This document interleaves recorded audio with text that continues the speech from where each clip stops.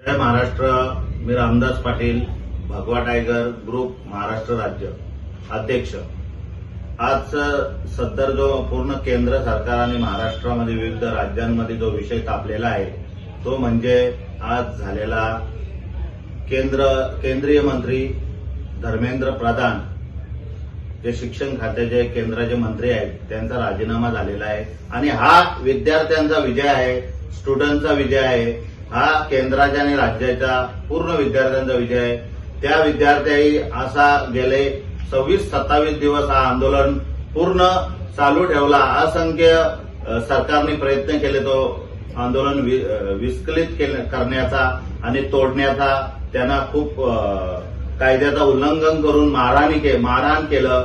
परंतु हा नवतरुण आणि नवयुवा यांनी मागे घेतले नाही, हा आंदोलन चालू ठेवलं आणि आज त्यांचा विजय झालेला. खरोखर आमचा सल्यूट आहे त्या विद्यार्थ्यांना. कारण केंद्राच्या मंत्र्याचा राजीनामा घेणं हा सोपा नाही.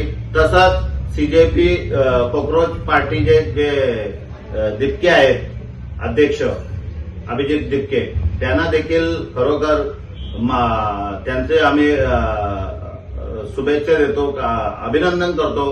कारण हा जो एवढा मोठा विषय गेले 20 ते 22 विद्यार्थ्यांनी बलिदान दिलेलं आहे. जेव्हा तो नीटच्या परीक्षेचा पेपर फुटी झाली आणि त्या अनुषंगाने त्यांच्या मनावर जे ओझं होतं आणि ती मनस्थिती निर्माण झाली, त्याच्यामधून त्याही सर्व 20-22 विद्यार्थ्यांनी आत्महत्या केली.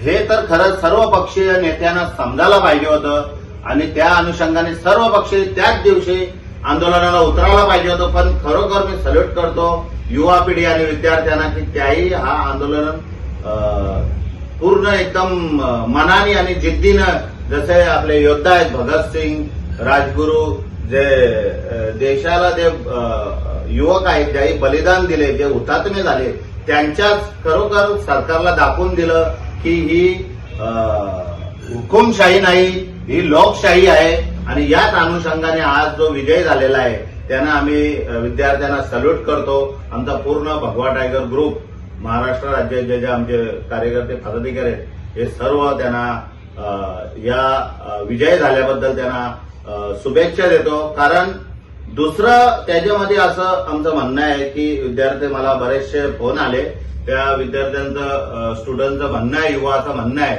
की ज्या पोलिसांनी कायद्याचं उल्लंघन करून त्यांना मारहाण केले त्यांचं देखील निलंबन व्हायला पाहिजे. हा आमचा एक मागणी आहे, पूर्ण विद्यार्थ्यांची मागणी आहे. दुसरी गोष्ट अशी आहे की ज्या नीटची परीक्षा जे पेपर लीक झाले आणि ज्या विद्यार्थ्यांनी आत्महत्या केली 22 ते 20 विद्यार्थ्यांनी, त्यांना नीटच्या एक्झाम मध्ये आता त्यांना भावपूर्ण श्रद्धांजली द्यायची. म्हणजे त्यांना पूर्ण त्या ठिकाणी नीटच्या एक्झाम मध्ये आता पास दाखवणं गरजेचं आहे आणि त्यांना ती आपण सरकारच्या वतीने आणि स्टुडंटच्या वतीने एक भावपूर्ण श्रद्धांजली म्हणून मानली जाईल. तर या दोन मागण्या सरकारने मान्य केल्या पाहिजेत आणि त्यांना मानधन देऊन त्यांना त्यांच्या घरच्यांना देखील, कारण एखादा शिक्षण या उच्चस्तरीय घ्यायचं बोललं म्हणजे खूप कठीणही जाते आणि त्या मुलाला पालन पोषण आणि तिथपर्यंत नेणं हे पालकांना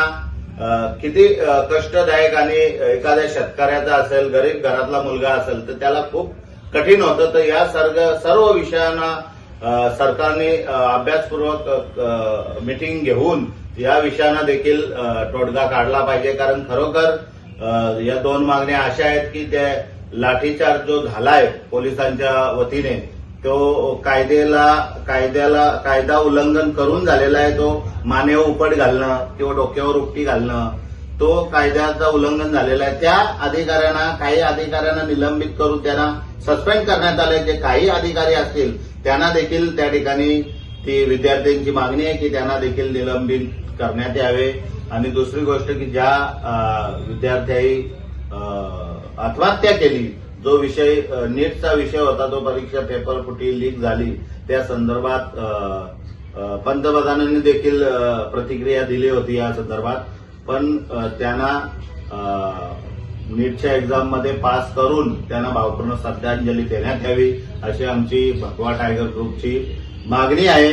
कारण हा आंदोलन गेली 12 ते 15 दिवसानंतर सर्व इतर पक्षांनी असते त्यांना हळूहळू सपोर्ट करण्याचा प्रयत्न केला. परंतु माझं एवढं सर्वांना सांगणं आहे, अध्यक्ष भरपूर असतील इतर पक्षांचे, पण जेव्हा पण असे आंदोलन युवा पिढीचे किंवा विद्यार्थ्यांचे चालू असतात तेव्हा त्यांना जेव्हा आंदोलनाला जो विषय कोणता आहे, विषय देशाच्या भविष्याचा युवाचा आहे, तर पहिल्या दिवसापासून सहकार्य करायला पाहिजे. हे देखील लक्षात घेणं आणि सर्व या देशाला आज विद्यार्थ्यांनी दाखवून दिलं की केंद्र मंत्र्याचा राजीनामा घेऊन आणि यांचे जे आता आम्ही मांडलेले विषय आहेत ते विषय देखील मार्गी लागले पाहिजेत.